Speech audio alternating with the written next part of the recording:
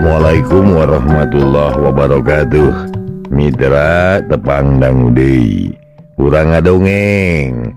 Mang Barna bade neraskeun hanca garapan nu katuna carios kalayan judul Samagaha di Cempala.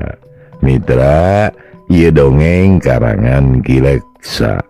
Urang teraskeun hancana.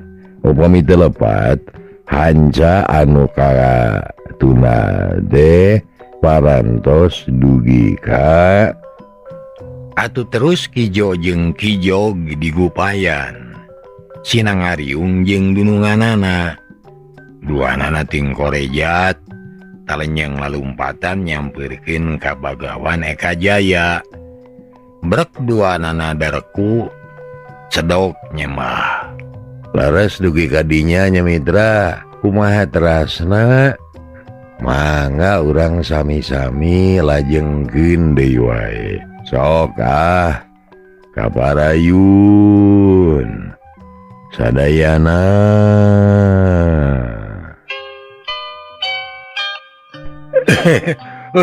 Sumuhun abdi Gusti teu acan kabagean. Can kabagean naon Kijo? Nah samarukna kaula teh rek ngabagi. Kaula mah rek nitah deuleu. Waler Bagawan Eka Jaya bari imut. Teu bendu ka Kijo da geus hafaleun kana adat jeung sifatna memang kitu. Buas. Eta nya maneh buas ya. Kijog jebi bari ngancunan. Sutik lah cek Ijo nyerenge terus lu ngaklingeuk sok ka jero ka ditu tuh ngariung jeung dunungan maneh. Mangga kaula nun. Mangga kaula nun. Temalan duaan terus ting aresod ngadeukeutan Raden Jakalara gek dari Yukmano pangkereun dununganana. Bade aya pikir saeun naon kaula nun? Dieu ke maneh mah Kijog dengekeun. Ieu kaula teh keur badami jeung dunungan maneh. Sok dengekeun sing saregep ulah loba heureuy. Saur Bagawan bari mesem. Kijo jeung Kijog nyemah jep jempe. Teu wanian heureuy geus aya di payunan Bagawan mah duanana mano kalayan sopan. Pok Raden Jakalara nyarios deui. Kumaha kange salajengna ama? Ieu Raden beral ayeuna geramiang ku ama jadi anu umpang doa. Moga-moga maksud jeung tujuan hidup teh sing enggal diijabah ku pangeran. Sing buru-buru menang ilham, sing hasil bari salamet diri. Ama demi harap supaya hidup buru-buru mulang, bari mawa ilmu memangfaat. Keur kasalamatan baladea keur kapentingan negara. Tapi itu ayeuna mah geus teu kudu loba pikiran deui. Bra didoakeun ku ama. Kitu saur Bagawan Eka Jaya bangetnya naneda kanu kawasa supaya putrana diijabah sapanejar. Hatur nuhun ama. Ari kitu mah abdi nadawidi bade mios ka Gunung Himalaya. Nya. Bra, teu kudu isuk, teu kudu pageto. Ayeuna bae dupi abdi kumaha kaula nun ngiring atana pintong ieu. Kijo nimrung bari melong sieun teu dibawa. Terus alangah elenge. Oh, bener. Maraneh duaan Kijog kudu milu sabab butuh pikeun saksi beral barengan dunungan maneh kade sing bela satia ulah mawa karep sorangan mangkaning Himalaya teh daerah Badur. Bagawan Eka Jaya ngajurungan kanuduaan atuh kacida atau heunana ijo jeung ijo gede sin mangga gitu abdi moal lalawara sun lah Himalayan gampalan bade di estogeun pisan nanging mana atuh kanggo bekalna ku abdi teh bade di Bandung beli bade nyana kastrol gitu tah bea sareng lauk asin pada beureum cawios ku abdi ditanggung gitu tah ceuk Hijo bari neuteup ka Bagawan atuh cakakak Bagawan Eka Jaya gumujeng garwana imut leleb deui pok deui Bagawan sasauran Hijo nah ari maneh pikiran dengan Kanada hareun wae moalnya nu tapa mamawa bekal mamawa kastrol mamawa pada beureum jeung beuteuy tapa naon kaasupna tapa mah yeuh ngosongan beujit lain kudu sagala dibawa hehehe nah dia semua abdi mah taun urun beujit Quraisy hehehe cek Kijog bari ngahehe terus ngareret ka Kijog bagug sia bala teh anger wae sia ngerakeun sia mah lain beujit Quraisy atuh tapi beujit karasaeun meureun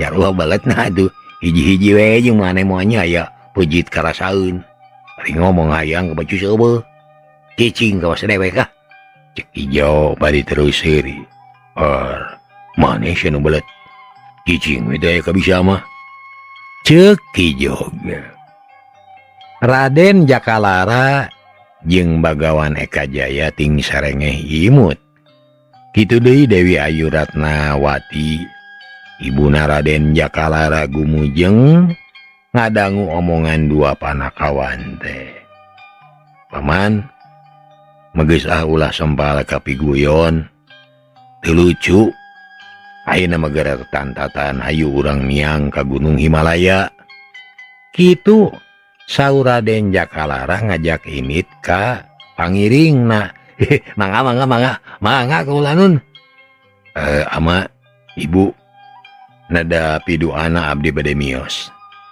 Raden Jakalara munjungan ka ingkang rama ingkang ibu bari sembah sungkem hormat pisan gupgap pada nampanan diiring ku pangdoa sepuh bra kasep anaki bra sing salamet mitra kaum dangu geus kitu Raden Jakalara lumungsur ti bumi Bagawan dijajapkeun dugi kana golodog Bagawan sareng garwana ngadeg bari neuteup ka putra nu angkat ari Kijog jeung Kijo can ngalengkah jauh kalah malik deui duanana rengku hormat pok amitan bareng permios nya bra Kijog apingnya dunungan maneh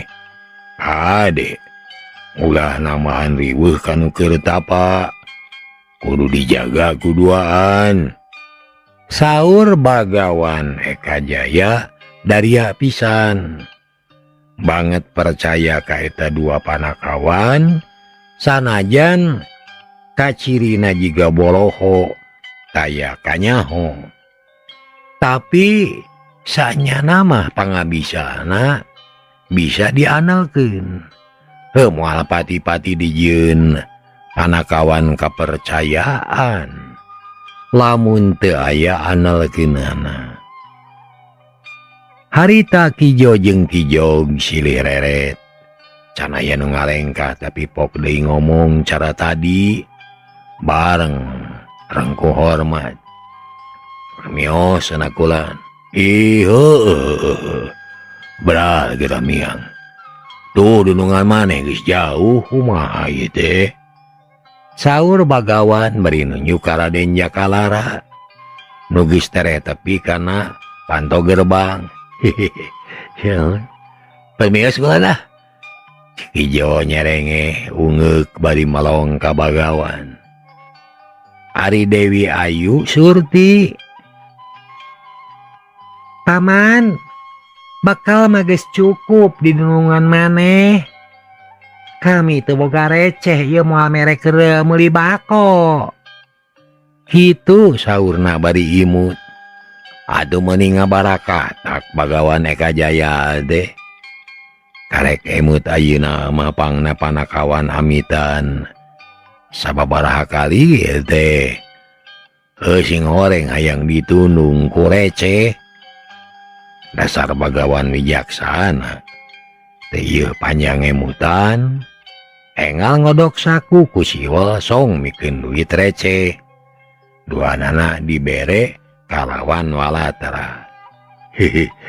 Nuhun kulanna. Permios atuh kulan ieu. Cek Kijog leos imit pangheulana. Ijo nuturkeun paneuri bari ngahihi seuri. Duit disuhun bari lempang. Ningal dua panakawan kitu. Teu ieu benu Bagawan teh kalah gumujeng bangun anu bungah naker. Saca neuteup kanu angkat dina manah telat naneda kanu kawasa supaya putrana aya dina kasalametan. Basa tadi Raden Jakalara angkat. Para pangiring kabeh sayaga. Tuluy ngabaris bari ningali disangkana rek lebet kana kareta. Sabab kareta karajaan geus sadia. Kusirna nangtung gigireun kareta. Mitra kaum dangu sakur nu aya neuteup ka Raden Jakalara. Aya oge anu geus mikirkeun Dewi Anggasari. Nah ka mana cek pikirna. Dumeh teu aya nyarengan. Raden Jakalara angkat nyalira diiring ku dua panakawan rada anggang. Reg Raden Jakalara ngaraneg. Red kadua panakawan lajeng digupayan. Kijo jeung Kijog galumpatan nuturkeun sieun tinggalin. Arigok pacaket les tiluanana ngiles. Leungit tanpa lebih, hilang tanpa karana, teuing ka mana lesna. Atunya puguh, sarerea bengong bakatku kaget. Iwati Pagawan Eka Jaya jeung garwana, anu teu heran teh, datos uninga kana naon-naon, anu dipilampah ku putrana. Masya Allah. Kamana Kanjeng Raja? Ieu mata kuing ku kunaon ieu? Dasana mah ngicip teh teu lila. Ngan sakijeup. Cek hiji prajurit terus gigisi. Berai beunta deui melong ka urut ngilesna Raden Jakalara. Na kamana dunungan urang euy? Na bet ngiles teu bubuh. Emal baturna.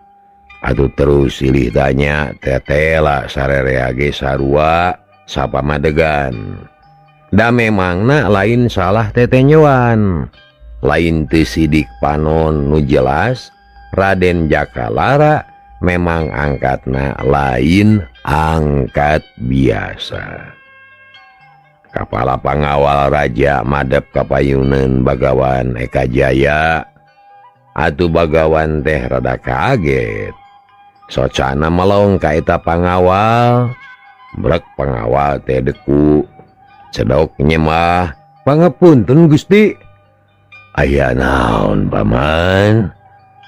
Bagawan mesem manis ucapan anak teu boleh marah mai atuh socana neuteub. Abdi sadaya teh ngaraos kaget tengar tos ku Kanjeng Raja kamana dudungan abdi ieu. Abdi sadaya ngaraos heran boh bilih aya itu ieu. Abdi sadaya teh tiasa ngabelaan sun. Kitu cek kapala pangawal.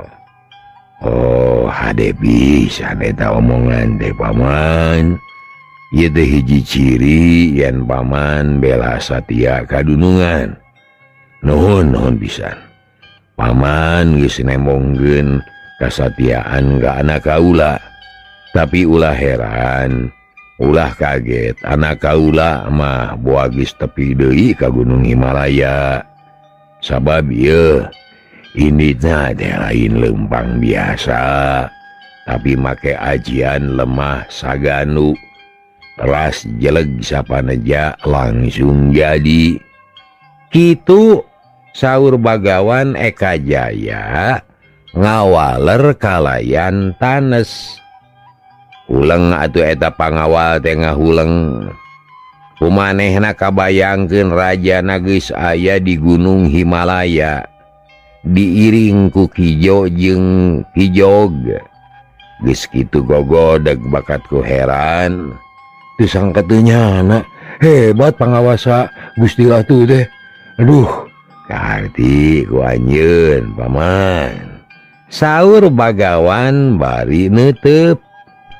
sunuhun kahartos pisan kaula nun. Gitu tah. Sabab ku paman ge pasti kapikir.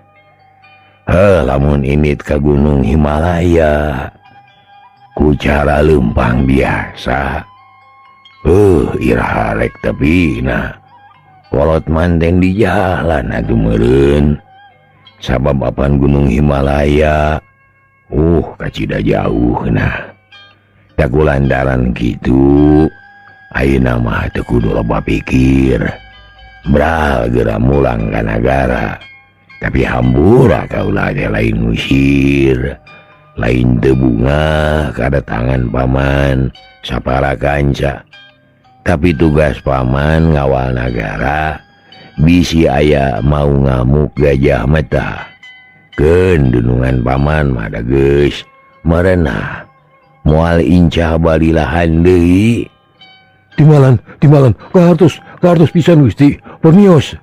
Bra dianumpang doa.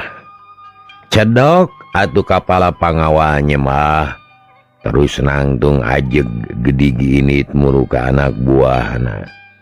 Kadenge ngomong tandes supaya barisan dibereskeun. Torotot sora tarompet. Celak pangawal nu tumpak kuda marancal kudana masing-masing nu leumpang ngabaris beres. Kiwari urang nyaritakeun di tempat sejen. Harita teh isuk-isuk keur meujeuhna haneut moyan. Panon poe moncorong di tebeh wetan cahyana sumirat nyaangan buana panca tengah. Manuk recet patemalan. Hayam raung kongkorongok ngabageakeun datangna Sang Surya anu bela satia unggal poe datang tara melencing. Di basisir laut di wewengkon padesaan anu kaereh keneh ka nagri Cempala. Para pamayang karek daratang di tengah laut. Aya anu karek hanyat ka darat, aya anu masih keneh rada beh tengah, tapi keur maju ka basisir. Aya oge nu geus mancat bari mawa hasil usahana. Di pasar rame loba jelema nu rebut tawar, nu ngobrol, nu banyol, reang pagalo ngajadi hiji. Mapaesan kaayaan pasar anu memang pantesna kitu. Banar lauk cakah cikih nu meuli jeung nu ngajual adu tawar. ngabelaan kahayangna masing-masing, nu ngajual hayang mahal, nu meuli hayang murah. Nu geus rengse jual beli, gedig init bari ngajewang heurap atawa useup, terus mulang ka imahna nyakuan duit marekis keur maraban anak bojo. Aya anu balikna mawa lauk menang meuli, jualeun deui ka urang lemur, ngarah batina hasilna sarua keur pangupa jiwa, nyumponan kawajiban maraban anak pamajikan. Kitu kahirupan rahayat nagri Cempala danget harita di wewengkon basisir laut. Dina kaayaan kitu, di tengah laut aya anu nyuruwuk hiji parahu. Majuna tarik meni nyebuk meulah cai. Parahu alus dipapaesan ku hulu naga, beuki lila beuki deukeut ka basisir laut anu rame ku jelema teh. Yuk angin ngagelebug, tangkal kalapa pating palenod, dauna pating garupai. Soloyong parahu ka sisi basisir, gajeleng nu tumpakna saurang turun. Parahu didorong sina hanyat kana keusik, regeureun jerut-jerut nu sejena tarurun, horeng kabehna aya 5an. Papakeanana sing sarua hideung, aya anu panggedena beuteungna budayut, bujalna nyenghel, dadana buluan. Baju hideung teu dikancingkeun, ngali gelage kawas nu ngahajan nemongkeun bulu dada. Kumisna ngajedig segede cau muli, panona jaleer beureum, sirahna dibengker ku lamak hideung, dina cangkengna nyolek gereng bedog. Dak tenya kuliah, pasar keur rame euy, pamayang karek haranyat, pasti loba duit di dieu, siap dak? Cek nu jangkung gede, bari nunyuk ka pasar. Anak buah naraong naremalan siap ka cenah siap, meriting pedeng gereng nulak cangkeng, matana nepi ka hirup. Bring 5 jalma teh tingjali gerah muru ka pasar, nyambeurkeun ka tempat jelema loba. Syahna angin laut jadi saksi kana datangna 5 jalma nu dipingpin ku Ki Gundali. Garong anyar teuing ti mana asalna, anak buahna talenges garalak taya ras-rasan. Pagaweanana marabok ngarinum arak, ngadu jeung lacur duit meunang garong beak teu puguh, tara aya gunukna. Nya harita aya sabagian jalma nu geus apal kana rupa jeung dedegan eta garong. Barang ret ge terus ngajewang bandana, leos init ngajauhan, teu hayangeun nyaksian bisi jadi korban kakerasan eta garong. Ari anu teu nenyeun jeung nu can hafaleun, ijongjon we di pasar, jual beli nguruskeun pangabutuhna, ngajalankeun usahana, atuh teu bisa nyingkahan balai jolomanten balad Ki Gundali. Hahaha, raja dog kabeh, awas, insyahan wani bagerak, adawa injah di tempat, iya bagian anak. Cek Ki Gundali bari serepet ngalugas bedog, dicekal pageuh ku leungeun katuhu, diacungkeun ka luhur. anak buah nanu opat nurutan ting serepet ngalugas bedog oleh nyai katojo ku panon boy puguh we anu kerame di pasar teh jadi simpe kabeh cicing.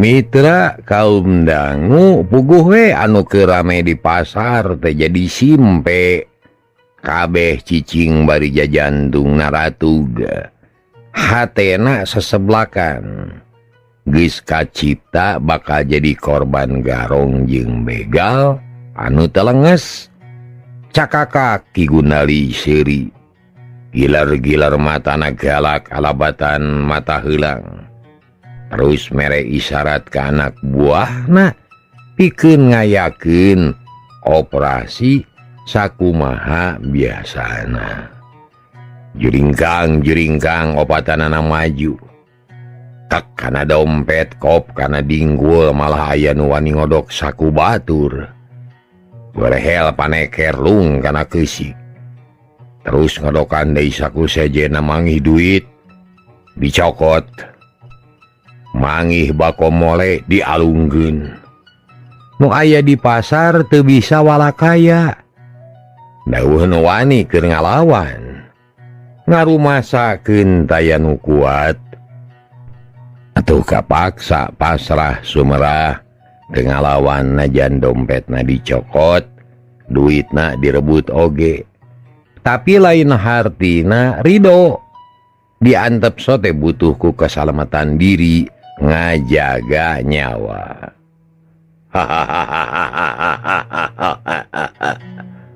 Kegut kabeh lah geuy. Aya nu disiajakeun, nu ngalawan pojaran. Cek Ki Gundali bari lajag-lejeg manehna mah teu milu cakat cokot. Ukur ngawaskeun bari nyekel bedog pikasieun. Kocap aya hiji jalma pakaianana gining bajuna bersih awakna linduh sing horeng eta jalma teh geuningan banar lauk nenyo balad begal keur ngaranyah teh manehna gegebegan kumahanya pipetaeun cilaka kumaha aing lumpat wae kitu cek eta jalma bari luak liuk neangan pilumpateun ari balad begal can nepi ka manehna ngagaradah keneh kanu sejena ras inget ka anak jeung pamajikan anu kudu diparaban ras kana modal anu ngan sakitu-kituna lamun dibikeun ka garong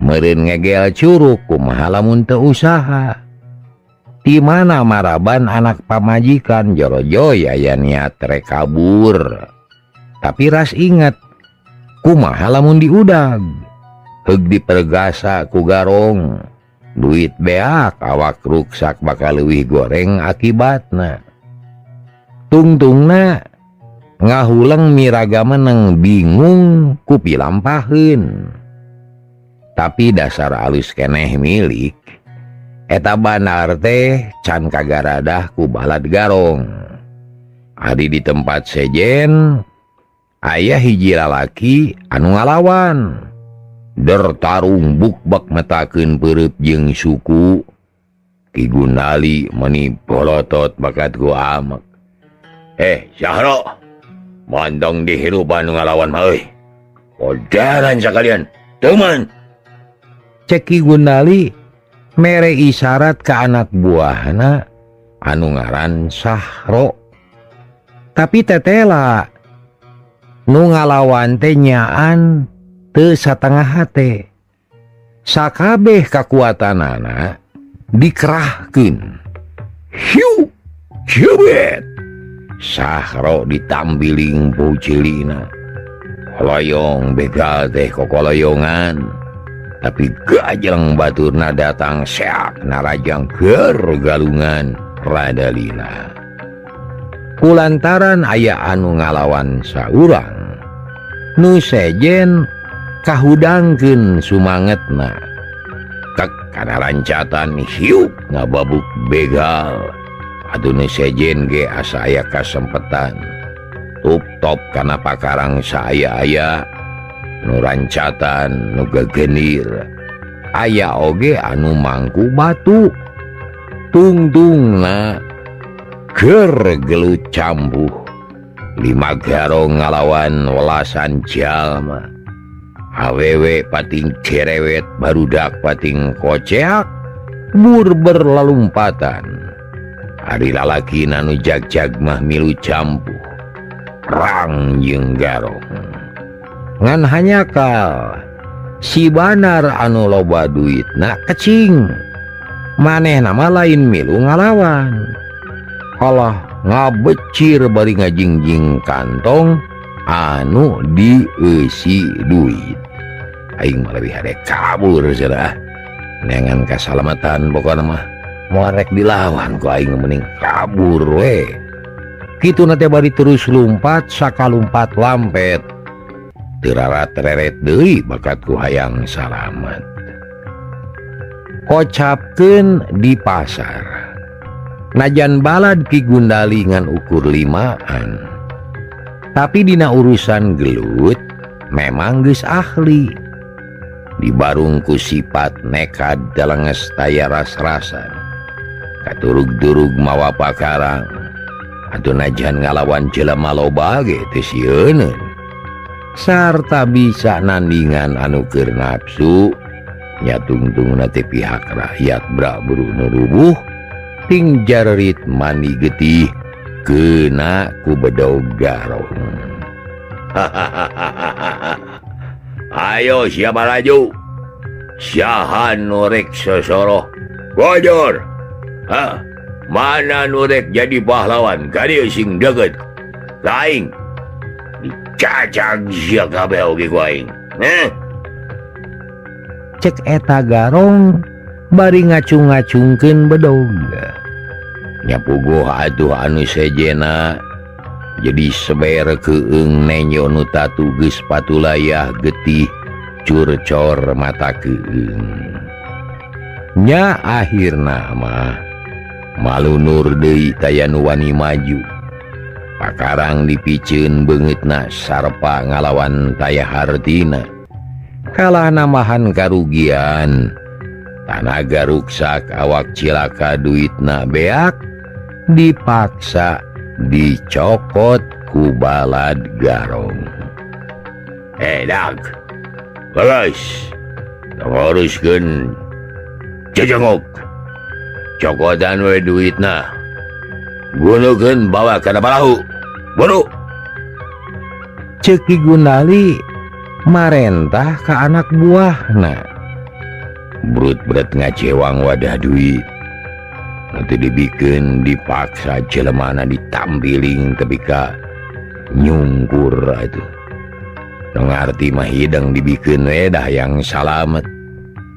Akhirna duit kabeh ledis dikukud ku balad Ki Gundali. Limahanana ngagemol duit jeung perhiasan. Ting cakakak sareuri. Terus arinit ningalkeun pasar. Muru kana parahu. Kalacat naraek saurang dihanap. Parahu disurungkeun ka laut. Soloyong gajleng cele nutas ngadorong ge kana parahu. Geuleuyeng parahu garong teh maju ka tengah sagara. Didayung lalaunan bari ting cakakak sareuri. Hiuk angin laut ngagelebug. Manuk camar reang disarada ting kalayang nyameran mangsa. omak laut ting surungkuy pasusul-susul lamakna paudag-udag ka basisir ting siriwik mata kuaas parahu Ki Gundali beuki ka tengah angkleng-angklengan kaluhur kahanap diayun-ayun ku omak laut Ki Gundali nangtung bari muril kumis awani belang duit euy menang sabaraha ribu perhiasan kumpulkeun urang jual ka toko euy duitna urang pake sukan-sukan di restoran maka kak ngomong itu wah Jasman kadikeun buntalan euy cek Ahwani salah sahiji anak buah itu nate bari nunjuk kana buntalan nu deket si Jasman cok kate kumane atuh pan kate jo meureun ewek mah keur ngawalah ye nah mun asa ngeunah pisan cek si Jasman teu ngagugu da memang keur digawe manehna mah parahu moal maju lamun teu didayung si kedua sia kitu-kitu wae mung pajengkang Ahwani cengkat ngajewang buntelan deket si Jasman terus dihitung digunuk-gunuk tetela hasilna mau cekil poe eta mah usaha teh untung duit menang loba cakak Ki Gundali seuri dengekeun ku siadak Syahro Ahwani Jasman Sahyam ieu duit ulah hayang ngabihan kabeh dicekel ku aing sing saha anu aya pangabutuh kali ngomong engke dibayar ku aing ngarti okna bari retret ka anak buahna nu opat kuring mah nyeta yang meuli kebo ye minta duitna we kalah naon Jasman balagug sia kahayang teh teu akur jeung badur kenaon sia kebo ka risi-risi maraban rek di mana diteuneuna sia cek Ki Gundali bari molotot si Jasman muringis teu ngomong deui kuring mah butuh carangka kak naon sia carangka aneh deui wae sia kahayang teh nya keur oleh duit atuh kak cek Syahro satengah ngoa daha teh nama keuheul pedah duit dicekel kabeh ku gegedugna padahal apa nu ngalana mah anak buah da Ki Gundali mau ukur nangtung bari nulak cangkeng tutunyuk we jeung paparentah jadi eueuh gadag ngaco deui wae sia duit mah teu kudu diwadahan ku carangka sia dina rajut ge buni jeung depan duit mah aya di aing geus ngomong sia kumaha aing we mitra anak buah Ki Gundali eueuh nu ngomong deui si Jasman anger ngabelah parahu majuna launan da aman ayeuna mah nyatana geus jauh ti basisir moal aya nu wani nyusul langit beuki lenglang taya aling-aling aya mega nu halangan panon poe bengras nyaangan buana panca tengah parahu nu ditumpakan ku garong terus ngangkleng cakapeung sok tepung jeung parahu leutik milik pamayang beurang anu sok nguseup bari ulin hasilna teu sabaraha ukur tama lumayan saeus rada lila anggleng-anglengan si Jasman nanya ka Ki Gundali bari eureun ngawelahna rek ka mana teh urang teh ka Pulau Haniwung atawa ka basisir kudu puguh heula ye bisi jauh teuing ka tengah sagara Jasman euy coba lamun ka basisir Cilingga euy aing hayang dahar Budeng lapar yeuh. Temal Ki Gunali ngajak balik deui ka basisir. Ngantang tuh lain tempat anu tadi. Ayana rada behwetan. Mulai nyusul di pasar, Kak. Nah sia teh borangan deui. Jejerih lalaki-lalaki sia kudu gede wawanin sia jaluma. Mentong borangan sia. Cek Ki Gunali bari nulak cangkeng panona molotot. Si Jasman teu ngomong deui Parahudi bebener dipengkolekeun ka basisir Cilingga. Si Jasman geus loba pangalaman dina mawa Parahu sabab tadina urut pamayang ngan eureun tina ngalalauk ngahiji jeung balad Ki Gunali dumeh boga kanyeri ka babaturanana anu hianat malah geus kungsi males pati babaturanana anu hianat teh tiwas di tengah laut dibinasa ku anak buah Ki Gunali anu sejen. Cager para mitra hanyakal kabujeng nengnong. Hatur nuhun kana perhatosanana, insyaallah enjing tepang dangu deui. Billahi taufik wal hidayah. Assalamualaikum warahmatullahi wabarakatuh. Ciao.